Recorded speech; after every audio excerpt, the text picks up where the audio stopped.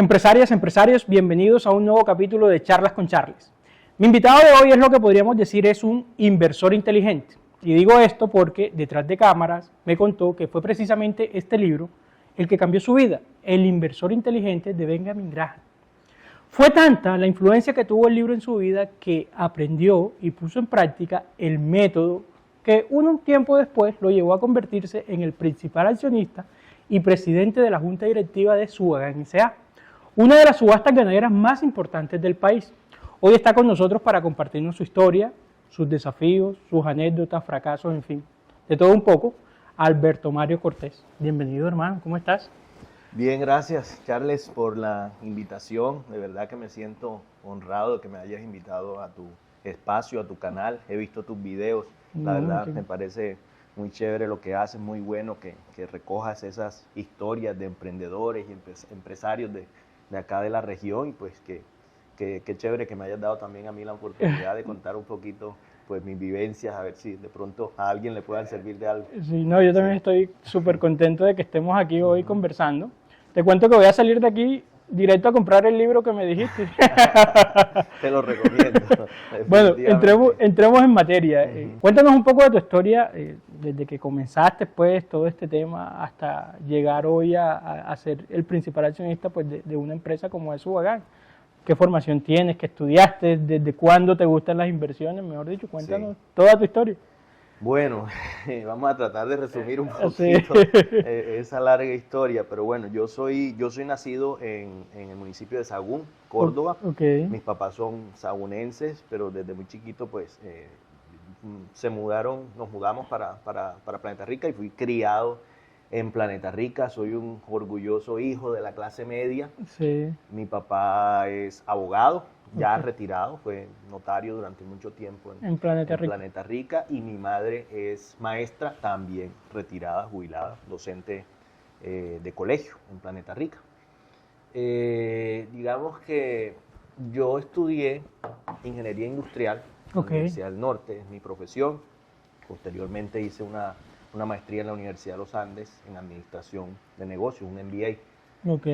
Pero yo he sido más que todo una persona, digamos, autodidacta, muy autodidacta. A mí me gusta leer mucho, yo compro muchos libros de biografías, de historia, economía, divulgación científica, en fin, abarco muchos temas de interés. Cuando quiero saber de algo me compro un libro.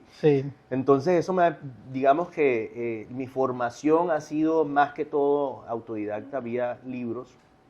Y desde que estaba en la universidad pues empecé a sentir como ese gustico por los negocios, por la actividad empresarial. Leía biografías en ese entonces de muchos empresarios y eso me fascinaba, me inspiraba a mí leer esas biografías de esos grandes empresarios, cómo de la nada habían construido imperios. Entonces, digamos que ya tenía ese gusto. Entonces, con el tiempo, digamos, me fui enfocando un poco en el tema financiero. Nunca se me olvida por allá cuando estaba en el 7º semestre, cuando vi una materia que se llamaba Ingeniería Económica. No se me olvida ni siquiera el nombre, el profesor Alfredo Borrero se llamaba. Y este hombre pues era muy buen profesor y nos enseñó algo que para mí fue muy básico, digamos que un pinito inicial en mi vida empresarial, y fue el tema de las matemáticas financieras, el valor del dinero en el tiempo. Entonces ahí entendí que con un poquito, así chiquito, que arranque uno con nada, si espera el tiempo suficiente, si tienes la paciencia, si vives lo suficiente, puedes llegar a tus últimos años de vida a tener un patrimonio importante que te permita pues, una jubilación realmente cómoda. Eso entonces, es lo que conoce la gente como el interés compuesto. Es el interés compuesto, así es, el interés compuesto. Que entre otras cosas, por ahí hay una frase que se le atribuyen a Einstein, aunque realmente Einstein nunca la dijo, pero dicen que el interés compuesto es la 8ª maravilla del mundo. Cuando tú lo logras entender y lo logras comprender, tú sabes que con un pequeño capital, si lo reinviertes, después de 10, 20, 30 años, eso se multiplica de una manera exponencial. Que dicen que eso fue lo que hizo Warren Buffett. Claro. Warren Buffett es un hijo del interés compuesto. De hecho, Buffett es mi ídolo, es mi faro intelectual al que le he aprendido mucho. He leído pues sus cartas anuales, las que les hace a los accionistas todos los años, de hace 60 años que está al frente de Berkshire Hathaway. Sí. En fin, sí he aprendido mucho de esa fuente, y además que él tiene espíritu de docente, le encanta enseñar. Que escribe todos los años a los accionistas. Hace su carta anual a los accionistas y él explica lo que está pasando, cómo ve la economía, la situación, las decisiones que va tomando, por qué las ha tomado. Y es una cosa que cualquier persona, no necesariamente alguien conocedor profundo del tema financiero, puede entender y puede aplicarla a su vida. Entonces, yo, mira, por ahí tengo un cuadro de Warren Buffett. Ah, oye, sí. Sí, ahí lo tengo. Ay, sí. Entonces, bueno, ya tenía ese gusto, pues en la universidad aprendo sobre el interés compuesto. Posteriormente, pues digamos, yo fui corredor de bolsa. Sí. Ya trabajando en Bancolombia, tiempo después yo era gerente de una sucursal de Bancolombia. Bueno, al principio me costó mucho conseguir el primer trabajo, el primer empleo. Pero tu primer empleo fue corredor de bolsa. No, yo al principio comencé trabajando en una empresa petrolera. Ah, ok. Por allá en los Llanos Orientales, pero no tenía ni siquiera un trabajo profesional, eso costó ¿Qué mucho. hacías allí? Era inspector de seguridad industrial, pero no era ingeniero, no tenía cargo de ingeniero. Ya yo era ingeniero de profesión, pero mi cargo no era de ingeniero, era inspector, que no se necesitaba ser ingeniero. Entonces, pues digamos que la remuneración no era la mejor. Pero yo era muy disciplinado y uno comenzando, pues que no tiene muchos compromisos, entonces yo sí tenía muy claro que tenía que gastar menos de lo que ganaba. Claro. Eso parece algo muy sencillo, Charles, pero no es fácil. Pero la mayoría de la gente no es capaz de hacer eso, gastar menos de lo que te gana. Entonces, te cuento una anécdota. En esa época, estoy hablando año 2002, hace más de 20 años, yo estaba por allá en los Llanos y vivíamos varios compañeros, todos ganábamos lo mismo, pero ya ellos eran personas, yo era un veinteañero, ya ellos eran de 40 y pico, que tenían compromisos, que tenían que mandar dinero a su familia y todo, y vivíamos en un hotelito, en una casuchita ahí que le llamaban hotel, muy modesta. Sí. Valía 90,000 pesos la habitación mensuales. Te podrás imaginar, 3,000 la noche, no era, digamos, lo mejor del mundo. Entonces, mis compañeros una vez me preguntaban, uno de ellos me preguntó, oiga, Tocayo, él se llamaba Mario, yo soy Alberto Mario. Y me decía, Tocayo, oiga, ¿y usted por qué está aquí viviendo con nosotros en esta posilga cuando usted no tiene compromiso, ni hijo, ni nada? Podría vivir en un sitio mejor. Claro. Y yo le dije, porque a la edad que ustedes tienen, yo no quiero llegar así en ese momento, está como están ustedes en este momento, que les toca aquí porque les tocó. No, yo tengo que ahorrar ahora que puedo. Claro. Entonces prefiero tener ese nivel de vida modesto y siempre, pues, digamos que he mantenido ese balance entre lo que ingresa y lo que sale. Entonces, con el tiempo, pues, pude hacer algunos ahorros, pocos ahorros, y esos ahorritos, pues, se fueron, digamos, invirtiendo en muchos negocios, lo que iba saliendo. Pero, no necesariamente en inversiones en ese momento todavía, pues como tal, de acciones y bolsas, no. Eso pero entonces, estabas ahí, pues en esa empresa petrolera, ¿cuánto demoras ahí? No, allá eran contratos se llamaban emisión. Eran por 11 meses. No, el proyecto lo que demorara la obra. Sí, obra o la obra. Algo así, sí. Algo así. Entonces se terminaba el proyecto y ya se acababa el trabajo. Y otra vez uno esperaba a ver si lo llamaban y todo. Entonces, así tú no podías ahorrar mucho, porque lo que podías ahorrar en el momento que estabas trabajando te lo gastabas cuando no estabas vacante, cuando estabas cesante. Entonces, realmente mi primer trabajo ya, digamos, estable, yo necesitaba un trabajo estable para uno poder programar, para uno poder hacer un crédito en un banco y echar para adelante. Ya vino como 3 años después, ya cuando llegué como corredor. Como corredor de bolsa. ¿En Bogotá? En Bogotá. En la ciudad de Bogotá yo fui corredor de bolsa. Cuéntanos un poco acerca, porque uno dice corredor de bolsa, uno dice, wow, eso no, o sea, eso es algo muy difícil. Sí. Es lo que piensan las personas que no conocen acerca de la bolsa. Cuéntanos un poco acerca de qué es un corredor de bolsa. Bueno, un corredor de bolsa es una persona que trabaja en una firma comisionista de bolsa y cuya misión es traer inversionistas, personas que vengan a la bolsa a invertir, que tengan recursos para invertir. Entonces, eso genera esa actividad de inversión. Cuando compras, cuando vendes, genera unas comisiones que son para la firma comisionista, y un porcentaje de esas comisiones las recibe el corredor. Ese, digamos. Y tú tienes que como que estudiar las empresas, Exactamente, pero sí te hago una confesión. Sí. Yo llego a la bolsa porque ya a mí me gustaba mucho el tema de inversiones, ya yo quería enfocarme por ahí. Y recuerdo una vez conocí a un muchacho por allá que los papás eran de por acá, de la región, y ese hombre era corredor de bolsa, era un pelado de 20 y pico de años, y cuando lo veo que llegó en un Porsche, wow. y yo, wow, 20 y pico de años ya en un Porsche, corredor de bolsa, yo más me emocioné más me interesé en ser corredor de bolsa. Entonces le pregunté, oye, ¿qué hay que hacer para ser corredor de bolsa? Sí, sí. No, ya en este momento hay que estar certificado ante la bolsa para que te puedan contratar y eso. Entonces había que hacer un curso. Un curso que duraba 6 meses. Entonces yo estaba sin trabajo en ese entonces. Sí. Y yo dije, bueno, yo voy a matricularme en este curso y como yo estoy sin trabajo, yo tengo que ser el mejor del curso.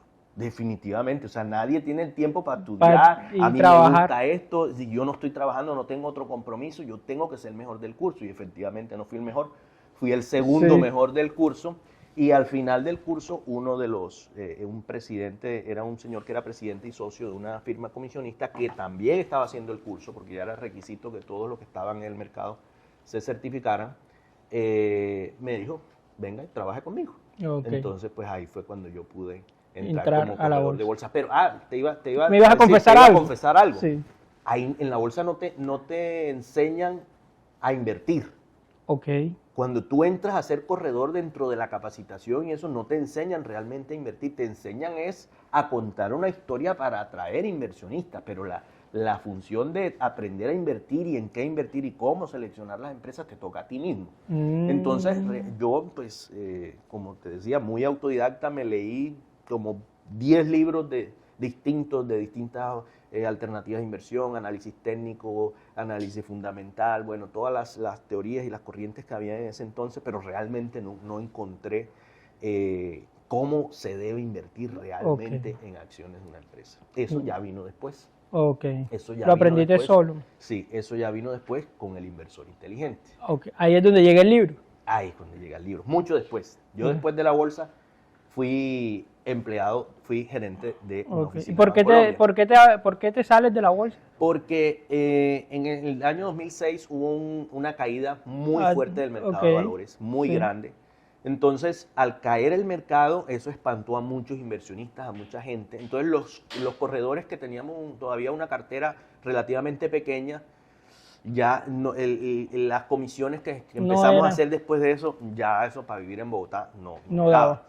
Entonces ya empecé a buscar otras alternativas y ahí fue cuando salió lo de Bancolombia, la gerencia de Bancolombia, que fue acá en Lorica. Aquí en otra vez para mi tierra acá. Y cuéntanos un poco acerca de... En Bancolombia tuve, digamos, una muy buena escuela, porque ahí aprendes tú a hacer de todo, a hacer un berraco, a hacer 20 cosas al tiempo y todo. Y yo entonces me puse una meta. Yo dije, bueno, yo aquí en Bancolombia tengo que demorar 5 años. 5 años. Yo en 5 años tengo que haber ya hecho por fuera negocio, lo que sea, tengo que haber hecho lo suficiente para poder ya dedicarme a los negocios, que era donde estaba mi corazón. Yo quería estar haciendo negocios y no quería ser empleado. Entonces, a pesar de que era un muy buen empleo. Sí, claro, o sea, un gerente de un banco, cualquiera, todo el mundo. Del banco, ¿cierto? Claro. Era muy querido, me fue muy bien en Lorica, pero bueno, yo quería pues hacer otras cosas, exactamente. Entonces yo entro ahí y efectivamente empecé a hacer negocios por fuera, tenía por ahí, movía ganadito, mis tíos se burlaban de mí, recuerdo yo tenía unos tíos, yo cuando estaba en Bogotá, yo tenía un Twingo, y yo vendí el Twinguito para comprar ganado. Entonces esos 14 millones que me quedaron de la venta del Twingo, después de pagar lo que debía todavía del crédito, me quedaron 14 millones. Compré unos animales. Unas vacas. Y los di en compañía. Un señor que tenía una finca y era mi compañía. Entonces ya me empezó a gustar el tema de ir prosperando, que el ganadito iba creciendo y toda la cosa. Entonces yo no tenía carro cuando estaba de gerente del banco. Entonces mis tíos se burlaban de mí. Tú eres el único gerente de banco que va a visitar a los clientes de mototaxi. Eso era motivo de jocosidad en la familia. Yo no voy a comprar carro porque yo tengo que producir, mi capitalito tiene que crecer como sea. Okay. Demoré un año completo en el banco antes de comprar el carro cuando ya definitivamente no podía evitar ese gasto. Pero sí, bueno, ahí arranqué, empecé, yo tenía muchas actividades, muchos negocios en ese momento. ¿En qué invertías, Alberto? Digamos, le apostaba a muchas cosas siempre y cuando fuera legal. Entonces me fui metiendo en muchas vainas. Por ejemplo, tenía por allá unas volquetas en Nechí, en una mina alquilada. No eran mías, yo se las alquilaba a un amigo que las tenía el propietario y las arrendaba yo. Las realquilaba yo por un precio mayor. Daba, por ejemplo, en algún momento tuve plata al interés. Entonces yo cogía plata prestada en el banco a tasas bajitas y yo la represtaba a tasas más altas. Tenía por ahí una casa en arriendo que la compré, la remodelé y la puse de oficinas y eso me permitió pagar la cuota y me quedaba salvo. O sea, tenía una sociedad por allá con un amigo también que era ingeniero civil. Entonces construíamos y participábamos en licitación y cosas y nos ganamos algunas cositas, acueductos y bueno, cierta. O sea, a ti te llegaban y te proponían un negocio, tú yo le pegaba a todo siempre y cuando fuera legal. En ese momento. Pero, ¿qué pasó? Que eso me generó ya un tema de tiempo que ya no podía con tanta cosa. O sea, o era el banco o eran los negocios, porque ya yo salía del banco, Charles, a las 7 de la noche. Sí. Y era seguir tirando teclas en un computador hasta las 9, 10 de la noche. Era bien fregado los fines de semana, yo no descansaba, era una vida muy dura. Entonces sí me tocaba ya tomar la decisión o el banco o los negocios, no podía con las dos. Entonces no era porque tuviera ya pues un patrimonio robusto, ni mucho menos, sino porque realmente por tiempo ya no me daba. Entonces, en el año 2010 renuncié al banco. A principios del año 2010 renuncié al banco y me lancé al agua. ¿Te dio miedo? ¿Cómo fue ese momento? Claro, no es una decisión fácil. Sin embargo, yo me sentía muy seguro porque tenía, digamos, no una sola fuente de ingresos, sino que tenía varias. Pero imagínate tú que tenía como 5 fuentes de ingresos y a los 3 o 4 meses se me habían acabado 4. Sí. O sea, pasé por una crisis impresionante. Por ejemplo, una obra que tenía por allá con el socio de ingeniería civil, no nos la pagaban y habíamos terminado la obra y nada. La empresa estaba pasando problemas con la que le habíamos hecho las obras. Una platica del interés que tenía por ahí, que te dije ya que tenía plata del interés, me la devolvieron. Entonces tenía que pagarle al banco porque no era mía.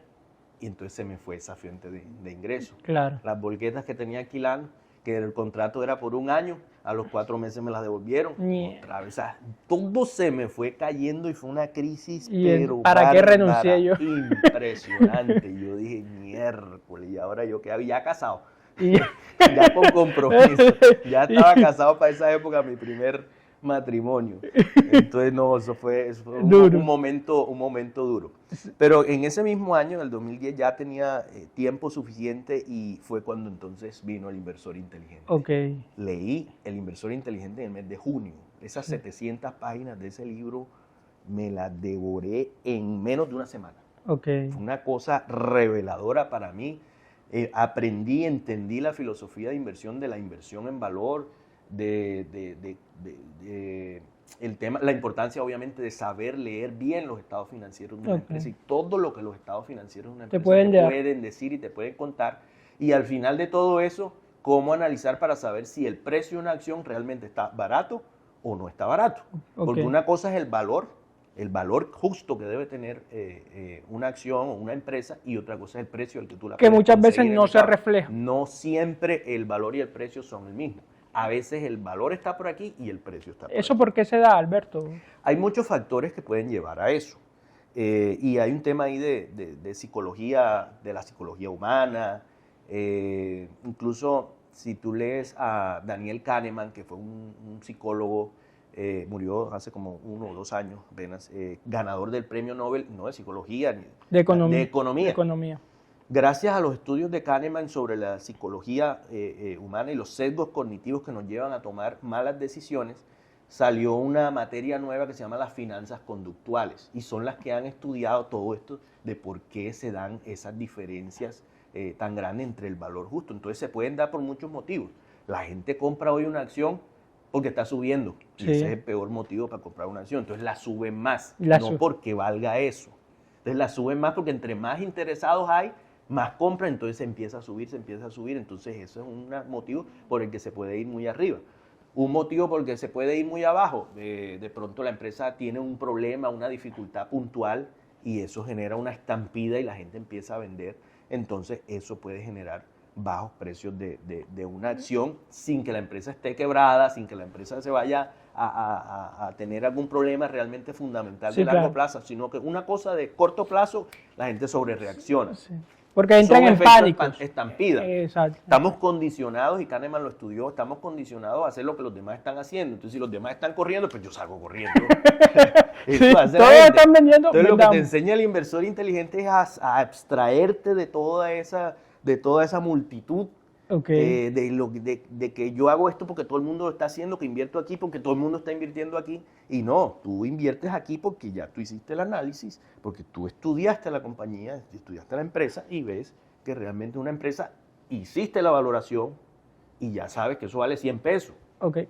Y si te la venden a 50, pues estás comprando algo que vale 100 por 50. ¿Cómo evalúo una empresa en términos prácticos? O sea, que todo el mundo... ¿Cómo? Bueno, hay muchas técnicas para valorar compañías, para valorar empresas. Tú puedes tomar el flujo de caja que genera la empresa, el flujo de lo caja que libre, entra todos los días. Lo que entra, tú miras a ver cuáles son las fuentes de ingresos de la empresa y tienes que sacar no las utilidades, sino realmente el flujo de caja que genera. Porque ¿Qué es lo que le da vida? Una utilidad así de grande, pero no cobran nunca. Entonces, puede irse a la quiebra aún con utilidades grandes. Entonces tú tienes que mirar, analizar es el flujo de caja que genera la compañía. Entonces una empresa es por su capacidad generadora de flujo de caja. Entre mayor capacidad tenga una compañía para generar flujo de caja libre, ya después de reponer el capital de trabajo y las inversiones en activos fijos, eso es, digamos, el valor real. Tú le das un múltiplo pues, adecuado sobre ese flujo de caja que la empresa es capaz de generar en un año, 8 veces, 10 veces, dependiendo pues, del riesgo que hay, y ya eso te da un valor estimado del negocio. Ya eso tienes que sumarle, pues si de pronto la empresa tiene otras propiedades, otros activos que no hacen parte pues, del negocio, hay que sumarle esas cosas. Y hay que restar las deudas que tiene la empresa. Los pasivos. Eso básicamente es lo que se hace por flujo de caja. Entonces, lees el inversor inteligente, tocas el santo Bueno, cuando yo leo el inversor inteligente, como te digo, en el año 2010, fue un cambio total. Para mí eso fue una revelación. Yo dije, no, ya yo no quiero estar metido ni cobrando plata, ni en volqueta, no quiero hacer nada de eso. Yo lo único que quiero hacer en la vida es comprar acciones de empresas que estén subvaloradas. Esto es lo que yo quiero hacer, ya, no más, porque aquí ya encontré cómo ir creciendo ese capitalito con interés compuesto, y si lo logro hacer por muchos años, me voy. Entonces, pero había un problema, Charles. ¿Cuál era? Cuando tú compras acciones de una empresa, tú no tienes dinero todos los meses. Sí, porque el año es que te pagan los dividendos. El dividendo de las empresas generalmente se reparte una vez al año. Sí, reparte, claro, sí, de utilidades. Sí, claro. Entonces, algunas 2 veces al año, o sea, pero tú no tienes plata todos los meses. Entonces, este era un tipo de inversión que requería, pues, ya de un capital del cual yo no disponía. Porque si yo me ponía a liquidar todos mis negocios que tenía andando y me ponía a invertir en acciones, pues ¿con qué iba a hacer el mercado? El mercado está a 15 días, ¿con qué iba a pagar el arriendo? Entonces no podía hacerlo. Entonces ahí fue cuando decidí constituir una sociedad que se llamó Cortés Capital Partners para exclusivamente comprar acciones de empresas que estuvieran subvaloradas. Entonces le conté la historia. Me reuní como con 15 amigos, personas cercanas que yo veía que de pronto podían aportar, pero tú para financiar. Cuando formas la firma y vas donde tus amigos y eso, ¿ya tenías en vista algo o todavía no? Sí, claro. Ya, porque yo al inicio, cuando empiezo a buscar, a poner el escáner, a ver dónde encontraba estas gangas que estaba buscando, Empecé a buscar en la bolsa de valores, no encontré en bolsa. Por fuera de la bolsa, ya empresas de acá, de la región, hice una lista completica, esta empresas más o menos representativas de aquí, que yo sabía que tenía muchos accionistas y que podía haber un mercado. Y en esa lista estaba Subagán. Tenía Subagán S.A. Entonces, cuando yo llego a los estados financieros, empiezo a revisar los estados financieros de Subagán, vi una empresa rentable, vi una empresa sólida. Para ese entonces ya era una empresa de 17 años de historial constituida, era líder en la región, era la marca más querida. En fin, tenía una serie yo iba chuleando todos los requisitos que estaba buscando y el requisito final, el precio de la acción. Estaba Porque tú puedes tener un muy buen negocio, pero si la acción no está barata, no es una buena inversión.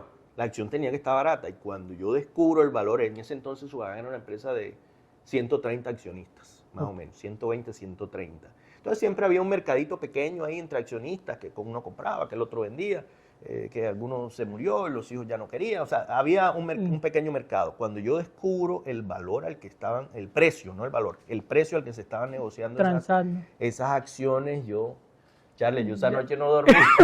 Yo dije, por fin encontré la primera. Sí. Lo que dice el libro es cierto, mano, esto se encuentra. Yo no podía creerlo, Yo dije, por fin encontré lo que estaba buscando. Y ahí fue entonces. Entonces ahí empecé poco a poco a comprar. Cada vez que salían por ahí algunos a vender, y entonces yo empecé a comprar de a poquito.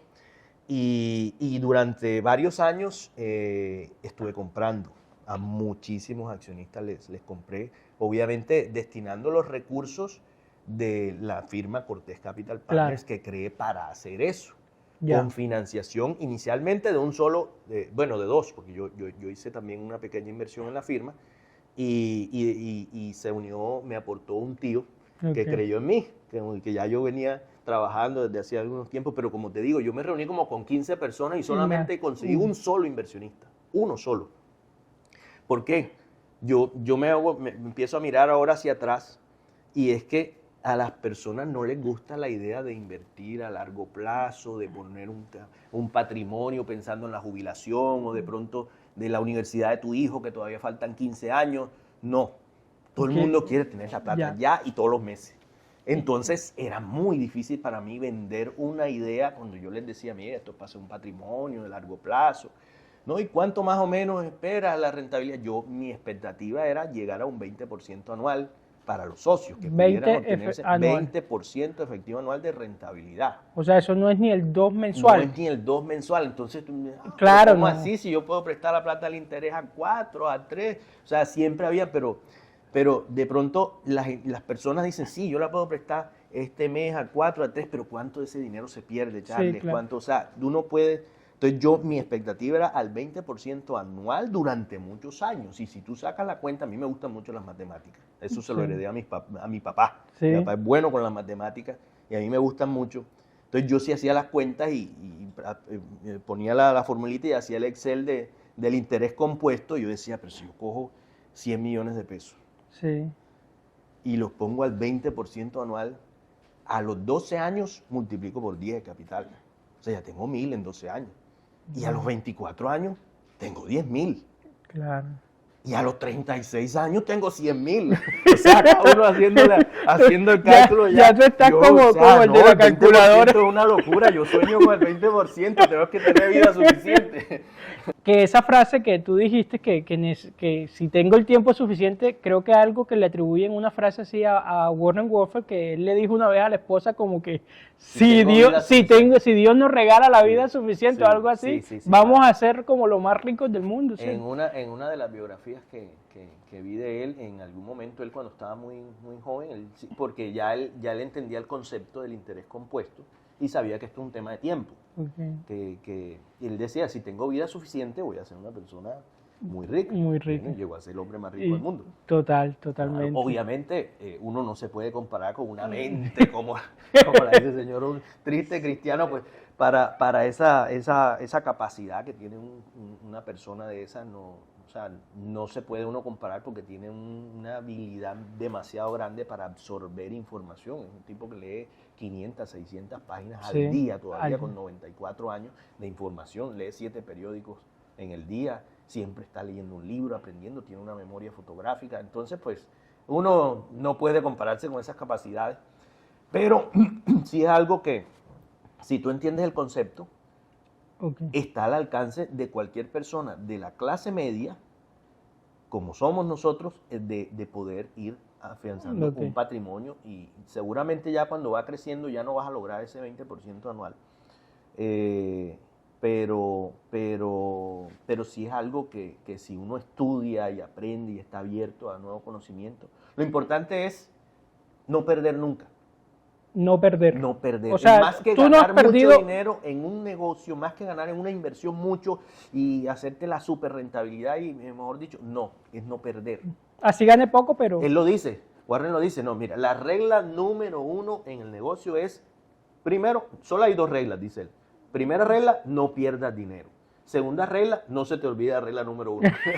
Esas son las 2 para él. Es el concepto. Claro, y es que si tú le echas números a la cosa, si tú en un año haces una mala inversión y pierdes el 50% de tu capital, por ejemplo, listo, perdiste el 50, tenías 100 y ahora tienes 50.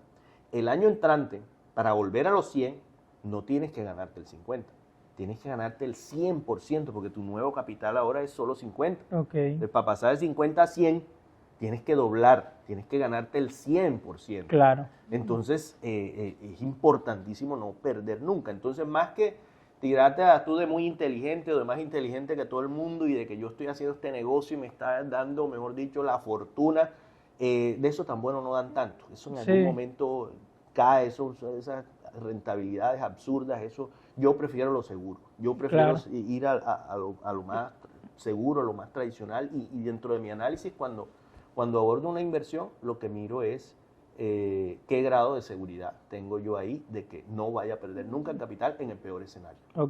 Eso es lo que principalmente. Retomemos entonces la historia. Ya formalizas tu firma, una persona, solamente uno te copia. Éramos 2. Eran 2. El que me copió y yo. Y te copias y comienzas entonces a comprar. Entonces empezamos a comprar. Durante mucho tiempo hice adquisiciones muy puntuales en algunas empresas en bolsa de valores, pero realmente la oportunidad que me representaba Subagán por los precios a los que se vendía la acción fue única. Entonces, durante mucho tiempo estuve adquiriendo acciones en Subagán, y llegó un momento en que ya tenía una participación importante, entonces pues ya me tocó irme a la junta directiva. Ya tenía que estar presente en la junta directiva, pues cuidando los huevitos que estaban en esa canasta. Y con el tiempo terminamos siendo los mayores accionistas, los principales accionistas, entonces pues ya quedé, digamos, de presidente de la junta directiva. Yo, digamos que no soy una persona conocedora de ganado, de ganadería, ¿no? Pues lo mío es más acá los números, pero he logrado, digamos, constituir ahí la junta directiva de la empresa es de 5 miembros principales, 5 suplentes, y he ido logrando hacer una muy buena mezcla de gente que sí conoce del ganado, pero que también está en otras cosas. Tenemos un abogado tributarista muy bueno que también es ganadero. Tenemos a ganaderos 100% pues, muy tradicionales, pero muy habilidosos, muy inteligentes. Todos hacen aportes muy buenos. Hay fundadores de la empresa ahí en la junta, hay empresarios.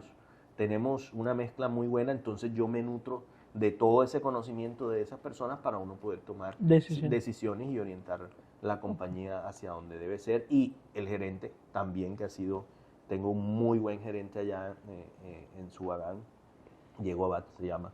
Y es una persona que conoce el gremio, conoce la idiosincrasia, tiene su vocación de líder, la gente le camina, y ha ejecutado la estrategia y los lineamientos que dictamos de la junta directiva de manera impecable. Incluso muchas de las iniciativas de la compañía que ha crecido. Cuando yo empecé, cuando arrancamos a hacer inversión allá en Subagán, era un solo coliseo, hoy día son 6 coliseos. Y ya ¿Era en Planeta Rica? Era solo Planeta Rica. Solo Planeta Rica. ¿Hoy está dónde? Hoy la empresa estamos en Planeta Rica, Par de Ariporo, Casanare. Estamos en Lorica, que abrimos el año pasado. Estamos en Ayapel. Estamos en Caucasia. Y tenemos un tema virtual que se llama MIC, Mercado Integrado de la Carne, que también todo lo que es ganado en potreros y esa cuestión, estamos ahí. Entonces, tenemos esas sedes, bueno, y Planeta Rica, que fue la original. Entonces, en esa época, muchas de las iniciativas que nos han permitido crecer han venido del gerente. Entonces, la importancia de tú tener un buen equipo de trabajo, un buen gerente y un buen equipo de trabajo. Tengo una muy buena junta, un buen gerente, y debajo del gerente también hay otras personas muy valiosas que están haciendo todos los días su labor como es debido. Entonces, eso permite crecer la empresa. Es que la empresa no es presidente de la junta. No, o sea, y por más que tú tengas de pronto alguna buena idea o algo, si no hay quien la ejecute, pues nunca vas a llegar a ninguna parte. Necesitas realmente un muy buen equipo para que las empresas crezcan.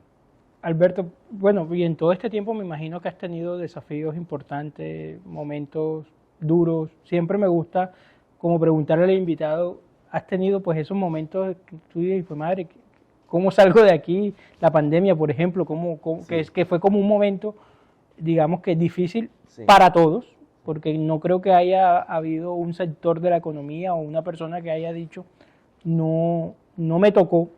¿Cómo has vivido algún momento así que...? Sí, he tenido varios. Te puedo contar 3 en este momento importantes. Claro. El primero cuando me retiré del banco, que ya te conté que poco a poco se me fue cayendo ese dominó, eso fue una situación terrible.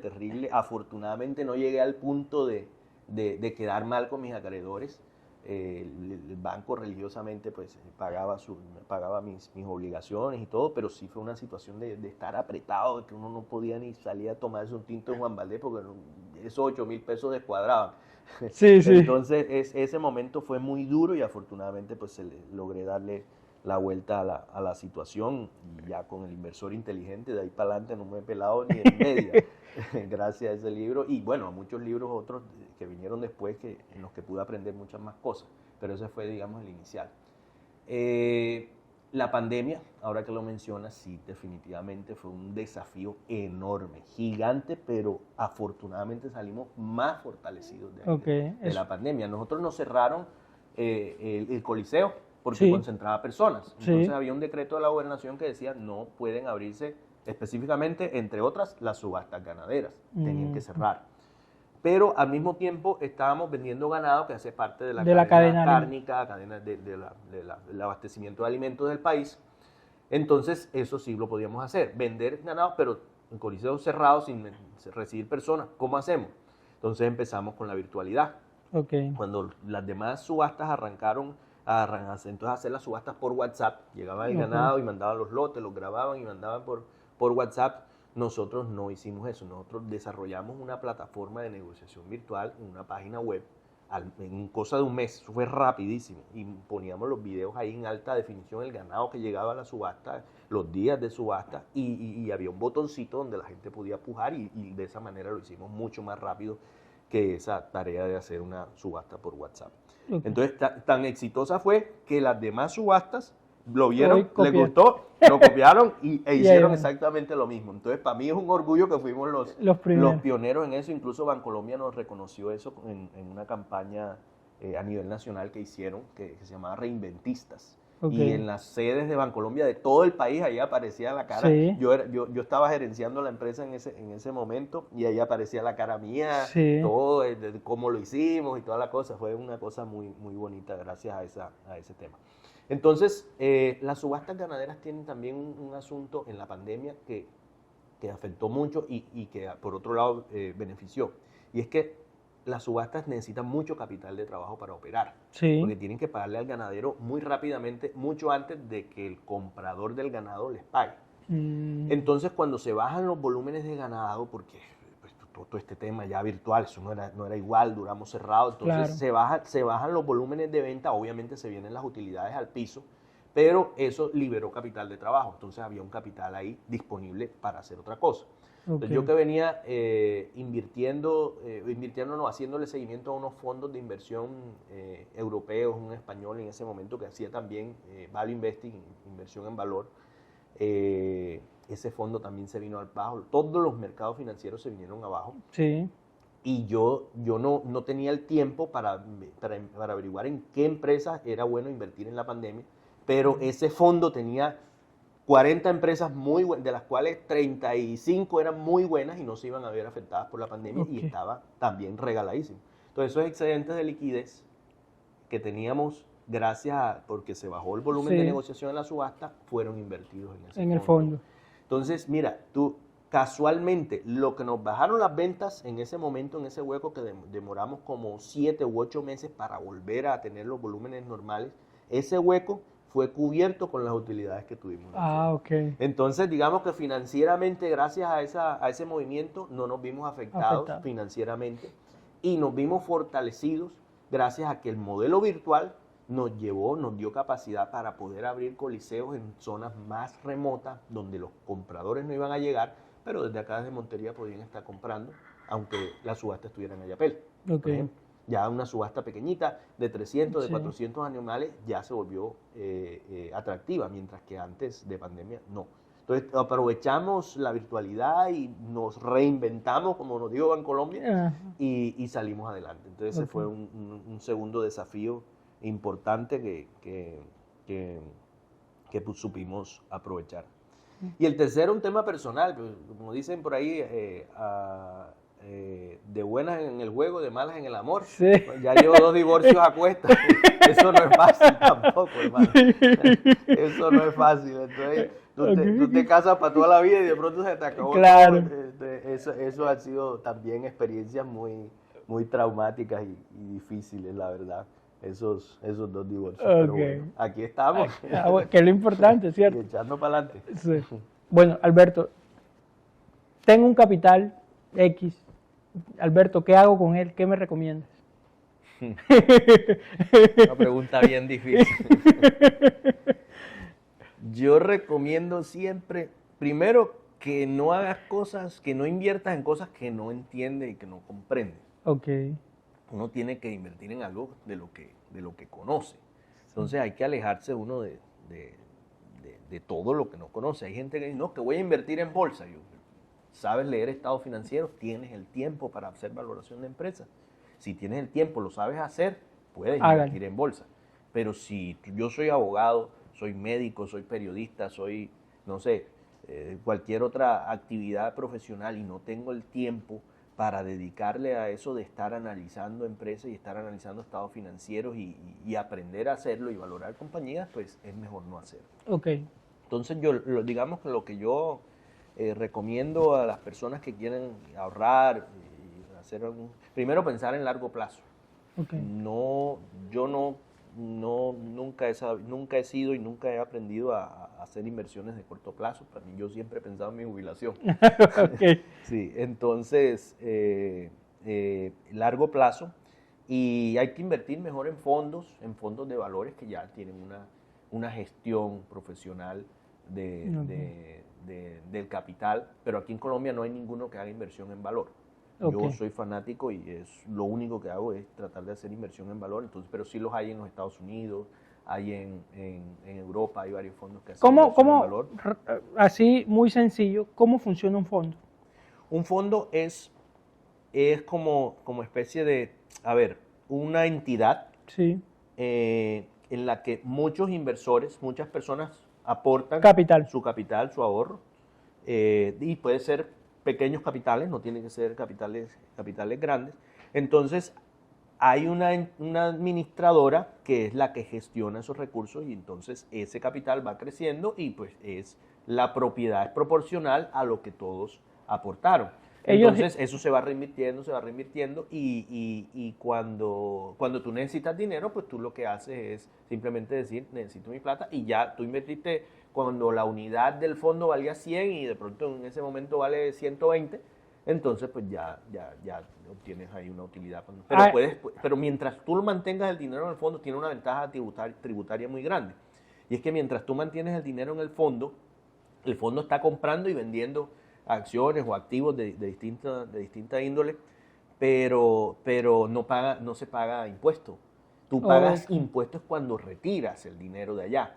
Entonces, si tú demoras más de 2 años, en el caso de Colombia, más de 2 años, al retirar tú el dinero no vas a pagar impuestos de renta, sino solamente ganancia ocasional, que hoy día es el 15% sobre la utilidad. Si lo mantienes ahí 10 años, 15 años, pues nunca vas a pagar sino el día que vendas. El día que salga. Entonces, esa es una ventaja importantísima de un fondo. Hay por acá en nuestra región también muchas alternativas aquí, muy de aquí. Hay gente que tiene un amigo que tiene una finca, necesita ganado, entonces le aporta el capital para el capital y divide la utilidad. Es una actividad muy rentable, líquida, porque el ganado aquí en nuestra región como sale a la subasta, un sale a cheque. Subagán, no a la subasta, sale a Subagán. Y allí se lo vuelven dinero. Puede tener 100, 200, 1000 animales, lo que tenga, y eso es plata en mano enseguida. Entonces es muy líquido y muy rentable. Entonces, sí, hay que mirar. Aunque ese negocio yo creo que tiene ¿cómo es? No a todo el mundo darle ese ganado porque tiene un riesgo. El secreto es que sea muy de confianza. Una persona honorable, honesta. Exacto. Una persona honesta. Y ya en segunda instancia sí, que sea un buen productor, que mantenga bien la finca, que le dé las vacunas, pues todo lo que los animales requieren para que sí produzcan. Pero lo primero es que sea una persona honesta, porque si no es honesta, no hay. Sí, yo tuve una muy mala experiencia con ese que dije, no quiero saber más nada. Es muy mal negocio. Sí. Tiene que ser una persona honesta, que conozca y eso. Okay. Entonces, hay muchas alternativas, sí. O sea, yo lo que sí recomiendo es evitar lo que no se conoce, de lo que tú no sabes y esas inversiones mágicas que te van a multiplicar el dinero, que te van a doblar la plata en 6 meses y cosas de esas. Eso no existe. De eso tan bueno no dan tanto. Entonces, todas esas cosas hay que evitarlas. Ok. Y bueno, no tengo un capital, pero ¿qué le dirías tú a esas personas jóvenes que están comenzando, que están, no sé, como cuando tú estabas allá en la universidad? ¿Qué consejo le darías, digamos, para en algún momento llegar a ser el mayor accionista de una empresa como Subagán? Bueno, a ver, el joven tiene la gran ventaja del tiempo. Okay. Sí. La desventaja que tiene es que hoy lo que yo veo en muchos jóvenes que están comenzando es que cuando empiezan a recibir su primer sueldo, corren enseguida a comprar el carro y apenas ya pueden un poquito, corren enseguida entonces ya a viajar y a pasear, porque ahora es que pueden, porque no tienen compromiso. Entonces lo están haciendo al revés. Okay. Lo que tienen que hacer cuando la persona es joven y está arrancando es tratar de ahorrar ahora que puede. Porque cuando viene el matrimonio, vienen los hijos, ya el nivel de gasto es más alto, entonces ya tienes que haber hecho algún ahorro antes y de ese ahorro para que eso se vaya multiplicando. Yo lo hice así. Okay. Yo demoré, para casarme con mi primera esposa, demoré 5 años de novio. Okay. ¿Por qué? Porque yo tenía que ahorrar primero, tenía que tener la estabilidad primero financiera, y no tuve hijos con ella. Porque todavía no me sentía, primero tienes que hacer, ¿cómo vas a tener hijos que te van a traer un compromiso? No, primero fortalece un poquito tus finanzas personales y antes de hacerte esos compromisos. Y otra cosa, los jóvenes y la mayoría de la gente hoy confunden activos con pasivos, no saben cuál es la diferencia entre un activo y un pasivo. Entonces, recomendación, tener hoy un mejor carro que ayer no te hace más rico. El carro lo que trae es gasto. Tener hoy una mejor casa que la que tenías ayer no te hace más rico. La casa también es un gasto, es un gusto que tú te estás dando, un confort para tu familia y todo, pero no lo puedes pensar como una inversión. Las inversiones son las cosas que te generan ingresos. Okay. Si tú compras un apartamento para vivirlo, es un gasto. Si lo compras para arrendar, porque es para negocio, entonces ya es una inversión. Okay. ¿Cierto? El mismo activo puede funcionarte como inversión, como activo o como gasto, como un pasivo. Entonces, tienes que tratar de cargarte al principio, siempre en tu vida, es de activos que te generen ingresos, Entonces, muchos jóvenes no tienen claro eso. Okay. Y lo más básico del mundo, gaste menos de lo que gana.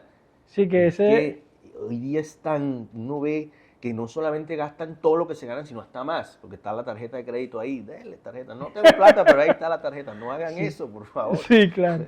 No, eso no se puede, hay que ser austero siempre, hay que tener la disciplina para aguantar la mamadera de gallo a los amigos. Yo sí sé lo que es eso. Sí. Bastante, sí, pero bueno, eso con el tiempo va generando su recompensa. Sí, ya después entonces tú eres el que, digamos, le mamas gallos a ellos. Claro. Bueno, Alberto, esto no ha sido fascinante, esto ha sido revelador, diría yo. Estoy muy agradecido contigo de que hayamos compartido esta charla Y bueno, no, esperemos que muchas inversiones, ¿no?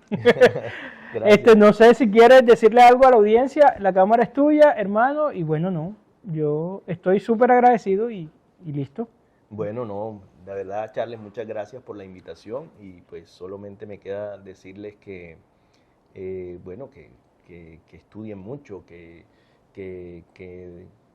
sean muy pacientes, hay que tener paciencia para uno lograr sus objetivos en la vida, cualquiera que sea, ¿no? No necesariamente estamos hablando de dinero, estamos hablando de cualquier objetivo profesional, uno tiene que tener paciencia y disciplina para lograr las cosas y con el tiempo pues uno va viendo los resultados. La paciencia, hay un dicho que dice que la paciencia es un árbol de raíces amargas, pero de frutos dulces.